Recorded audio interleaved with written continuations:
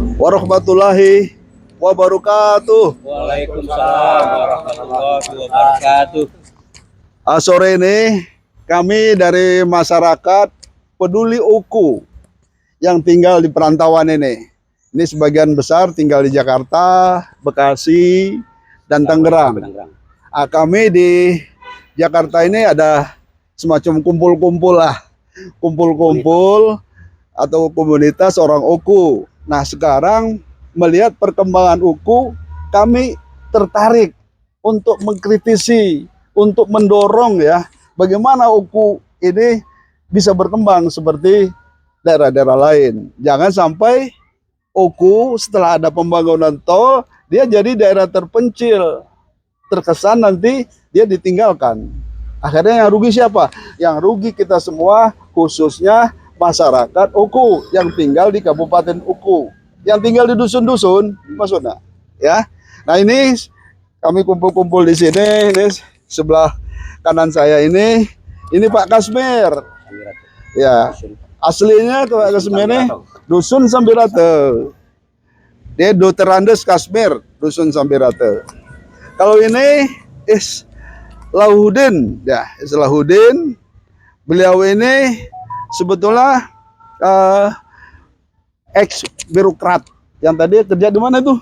Sekretariat Negara. Di Sekretariat Negara. Jadi hal-hal urusan di dalam negeri ini mesti beliau ini tahu. Pak Islahuddin ini. Ini tokoh kita ini. Kemudian ini Misna.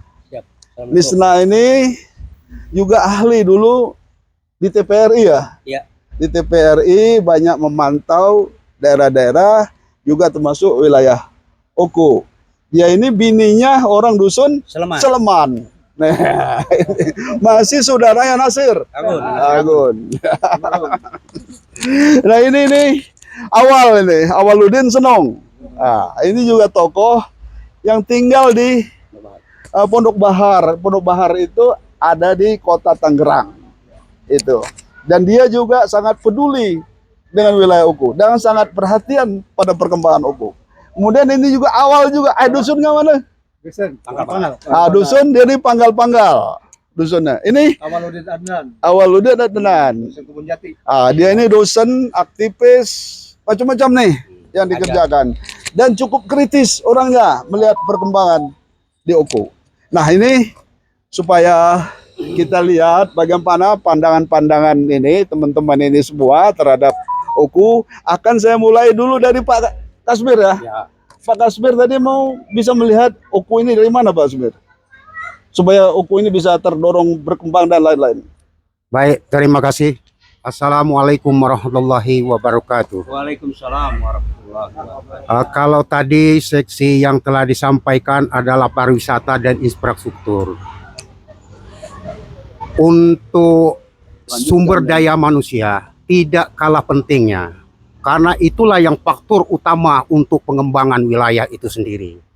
Oleh karena itu, kalau dari kacamata kita, bahwa sampai dengan saat ini, ketertarikan generasi muda kita tentang pariwisata itu masih lemah.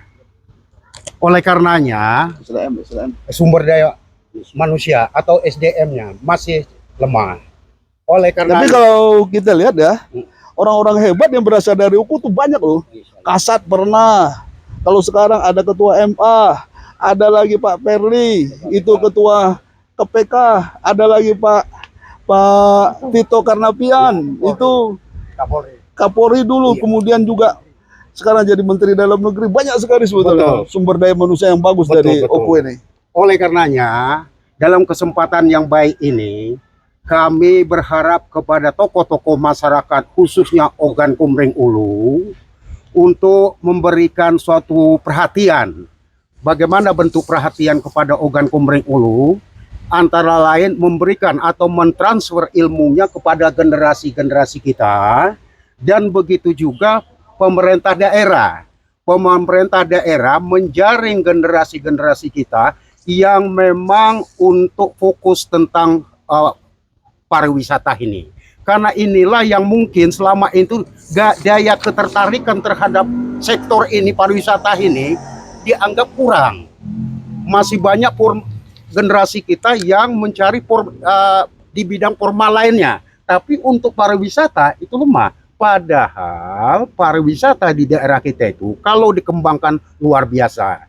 Oleh karenanya, dalam kesempatan ini sumber daya manusia atau SDM-nya inilah yang paling utama diharapkan.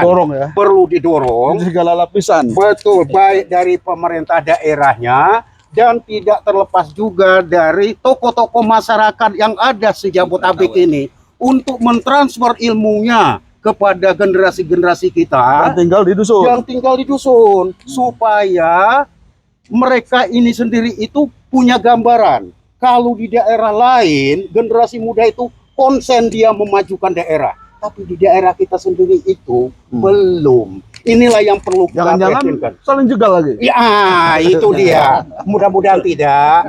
Oleh karena itu dalam kesempatan ini juga, kalaulah kita bersinergi semua dari orang-orang yang tokoh masyarakat ada di pusat kepada memberikan ke pemerintah daerah, kemudian ke begitu masyarakat, juga menyampaikan kepada generasi kita yang memiliki ilmu pengetahuan tentang itu, saya yakin dan percaya tidak begitu lama pariwisata tempat kita ini akan tumbuh dan berkembang. Tuh, dengar ya teman-teman yang ada di dusun ya.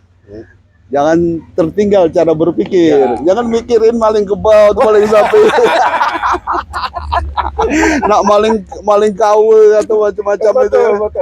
Atau maling nyok. Nah, ini selanjutnya bagaimana nih kalau pendapat Pak Islahuddin? Karena Pak Islahuddin ini kan mungkin bisa melihat ya bagaimana sih perkembangan ekonomi rakyat di daerah kita itu. Tapi kalau saya lihat dari dulu sampai sekarang begitu-begitu saja tuh. Ya, walaupun sudah ada perubahan generasi ya. Bagaimana pandangan Pak Islahuddin? Ya, makasih Pak Edi. Menurut pandangan kami bahwa penduduk di daerah Kabupaten Oku itu, terutama daerah Ogan Ulu, dari dulu sampai sekarang kehidupannya adalah mata pencariannya adalah petani, bertani. Nah, bertani ini dia masih menggunakan secara tradisional dari dulu sampai sekarang. Nah, ini perlu ada terobosan kalau ingin meningkatkan taraf hidup ekonomi rakyat di masyarakat kita itu. Ya, terutama ada transfer knowledge lah. Misalnya ada penyuluhan dari pemerintah menugaskan para penyuluh pertanian masuk ke daerah-daerah, kalau bisa ya setiap kampung, setiap dusun. Nah, itu transfer knowledge itu diperlukan karena ada teknologi yang diperlukan untuk itu. Di samping itu perlu juga kemungkinan ada dana yang perlu disuntik kepada masyarakat gitu ya, sehingga dia bisa meningkatkan produktivitas pertaniannya menjadi lebih baik. Misalnya juga perlu ada infrastruktur yang sudah dikemukakan tadi, bangun irigasi misalnya kan, kalaupun agak sulit itu mungkin ada teknologi yang gampang itu menggunakan mesin kalau nggak salah. Apalagi kalau bisa seperti daerah Belitang itu ya akan lebih baik sekali gitu. Jadi sistemnya beda, model sistem pengairan. Sistem pengairan kalau bisa. Iya, supaya kontinuitas penanaman padinya terus menerus gitu ya. Tidak menunggu air musim hujan lah kalau istilahnya gitu. Ya. Tapi kalau saya lihat ya di kampung kita sekarang ini orang yang mencintai pekerjaan pertanian, kebun, sawah dan lain kok kelihatan menurun. Sehingga banyak yang berusaha mencari kerjaan lain-lain yang lebih cepat dan instan ya. Itu mencari pekerjaan di pabrik-pabrik. Padahal itu sebetulnya dia tidak bisa berkembang kalau di pabrik. Nah, tadi ada pendapat dari teman-teman ini, Pak Kasmir, katanya di Oku itu masih pantas untuk didirikan sekolah pertanian. Nah, bagaimana pendapatnya? Saya yakin ini sangat mendukung. Karena kalau misalkan generasi kita akan kita belajar ke tempat yang lain, itu kan perlu biaya dan perlu waktu yang cukup panjang, besar. Oleh karena itu kalau misalkan pemerintah daerah memang sudah konsentrasinya di sini Pertanian. di pertanian, otomatis sumber daya manusia atau SDM yang di bidang pertanian ini nanti Harus akan dikasih lebih pengetahuan, meningkat. pengetahuan pertanian. Pengetahuan tentang pertanian, bagaimana mengembangkan bibit-bibit unggul, bagaimana ya apa namanya itu ya istilahnya kan produktivitasnya. Kalau tadinya setahun sekali bisa 2 kali atau bahkan 3 Iya. kali. Kalau saya lihat ya, saya sering balik ke dusun nih sekarang Ya. nih. Daerah kita dulu kan terkenal dengan duku, Ya, terkenal dengan duren. ya, Ini sudah 3 tahun berturut-turut di daerah kita itu tidak berbuah. ya, Nah, lantas saya tanya kepada daerah lain yang selalu berbuah tiap tahun, misalnya Enim. Ya. Nah, itu mereka pohon duren Ya. itu dipupuk ya, sehingga dia berbuah, dan Betul. kalau dia berkembang, kata kita tuh berkembang, berputik itu melekat jadi buah. betul. Nah, Iya. di daerah kita ini tadi kan berputik dan berkembang dan berputik, tapi hunto. Hunto. Nah, itu. Ya. Hunto katanya. Ini teknologi yang baru. Pupuk, iya, itu tadi. Bagaimana kalau pendapat Pak Awal ya, ya. tentang masalah buah-buahan di daerah kita itu? Buah-buahan. Makasih Pak Edi, kami diberi kesempatan untuk ngobrol-ngobrol masalah daerah kita, khususnya Ogan Komering Ulu, khususnya lagi masalah buah-buahan. Memang kalau kita amati, buah-buahan ini memang menjadi andalan juga. Terbukti bahwa setiap ada musim buah, di daerah itu mempunyai penghasilan tambahan. Ya katanya Tidak kan seperti itu. orang suka bilang kalau di Jawa sini ya, oh ini duku Palembang, duku Palembang. Padahal hasilnya dari Ogan atau dari Komering tuh. Ya, memang. Jadi Palembang itu udah dapat namanya. Itu yang penting. Padahal dari daerah Oku juga banyak, daerah lain juga seperti itu. Ya. Jadi buah-buahan itu perlunya diberikan pupuk supaya setiap tahun bisa berbuah. Gitu. Kalau Pak Awal, ya, Nah, apa yang bisa dikritisi tentang daerah kita itu? saya prihatin tentang pariwisata ya. Contohnya aja, dulu pernah ramai beberapa hari bulan lalu pinggir Ogan, Dusun Kebenagong dan Tubuhan. Itu kan potensi pantai sungai. Kalau saja dibuat kios-kios, tempat toilet, orang dari jauh kan butuh itu. Kemudian kulinernya ada, akan sangat menarik itu. Kemudian Gua Putri itu menurut yang saya tahu tidak ada perubahan dari dulu. Orang sampai ke sana mau ke toilet nggak ada, mau makan nggak ada. Nah begitu juga Curug Tenang. Ya saya pernah ke sana, kemana nih? Itu kan. Ini ada masih kawasan kita juga ya. Ya. Dan Itu Danau Ranau ya masih bisa ditingkatkan ya kebutuhan. Kalau saya bandingkan 2 kabupaten aja di Jawa ini, Bandung dan Jogja. Di Jogja itu ada bekas galian dijadikan objek wisata. Di Bandung Bandung pasir apa galian tanah? galian batu. Batu. Di Bandung beberapa nama itu sebenarnya dasarnya hanya pohon pinus, tapi dijadikan beberapa objek wisata oleh Bandung. Dan sekarang Ya, tapi sangat kan macet. Kalau Bandung kan jalannya bagus, apa bagus. Kalau Iya. daerah kita, gitu. Semuanya menunjang. Ya itu juga dari jalannya juga orang sudah malas ke sana Jalan rusak, dan rusak, sempit. sempit gitu ya. Berarti itu yang menurut pengamatan saya, Mas Waidi. Ya, kembali ke ini, ke Pak Misna ini. Pak Misna ya, sebagai orang pendatang lah, tamu kami lah, yang syukur alhamdulillah dia mencintai orang daerah dusun kita ini, iya kan? Amin. Bagaimana pandangan Pak Misna terhadap perkembangan daerah Oku? Terima kasih Pak Edi. Assalamualaikum warahmatullahi wabarakatuh. Kalau kami sih harapannya mudah-mudahan Oku Induk, Oku Timur, dan Oku Selatan dengan niat kita bersama-sama yang ada di perantauan khususnya orang kita jemaah kita, mudah-mudahan niat kita bersama supaya dusun kita yang 3 tersebut, kami yang sebut 3 dusun tersebut, supaya ada kemajuan untuk kedepannya. Insya Allah niat kita bersama ijabah oleh Allah Subhanahu wa Ta'ala. Amin. Cukup itu, sekian dari saya. Ya, ini Pak Misna ini adalah iparnya Pak Nasir Agun. Dulu Pak Nasir Agun ini ya orangnya luar biasa. Dia sangat perhatian terhadap orang-orang kita, ya. Banyak benar semasa kepemimpinan beliau itu orang ditolong untuk mencari kerja dan bisa bekerja di TPRI ya, begitu ya. Syukur alhamdulillah beliau ini ya. Saya terima kasih sekali dan mengapresiasi ya terhadap pemikiran beliau untuk mendorong orang-orang kita. Nah ini harapan saya juga ya, teman-teman yang masih duduk di pemerintahan atau menjadi pejabat dan lain-lain yang bisa membantu orang kita ini harus membuka diri gitu loh. Kalau tidak membuka diri orang akan takut. Melihat jenderal, misalnya melihat menteri dalam negeri, misalnya, melihat ketua MA, misalnya. Kalau dia tidak buka diri, tidak mau mendekat ke kita juga takut, segan sama dia tuh. Nah, sehingga harapan kita itu orang-orang OKU yang potensial juga bisa membimbing orang-orang dari daerah kita, sehingga daerah kita ini tidak tertinggal. Bagaimana caranya ini ya? Mungkin ada nanti model atau cara dari bapak-bapak yang sedang menjabat itu.